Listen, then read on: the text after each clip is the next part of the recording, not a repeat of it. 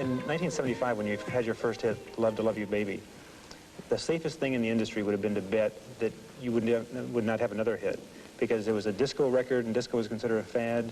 You were kind of a sex symbol, sex goddess. How did it feel at that time? I mean, did you know that the industry was kind of thinking it was a novelty record and you were going to be faded away by, by the next year?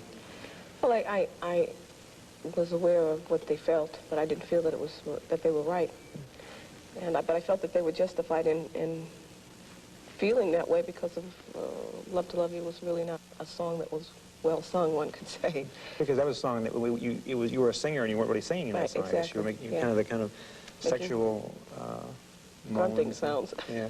Well, did it intimidate you? I mean, were you embarrassed in a sense of coming back to America from Europe and having to kind of live up to that image?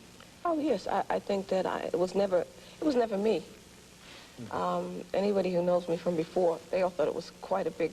It was a big laugh, and because I was always cast as the funny one, and always had a great sense of humor, I was always the one that wanted to make everybody else laugh, and at any cost.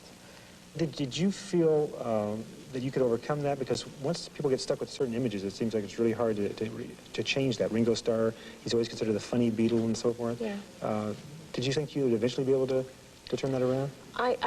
Yeah. I don't think I ever really felt like that was what I was going to get stuck with for the rest of my life. It's because I know that my personality was much stronger than that, I felt. And that once they got to know that other person, that they would, they would accept it. You've worked with Giorgio Moroder and Pete Bellotti as producers and songwriters now since the beginning. Mm-hmm. Often it seems like tensions develop in teams like that. How have you been able to avoid that and stick together for all this time? Well, first of all, we don't see a whole lot of each other. I happen to love Giorgio and Pete. 1 second. Hold on. My stomach is growling.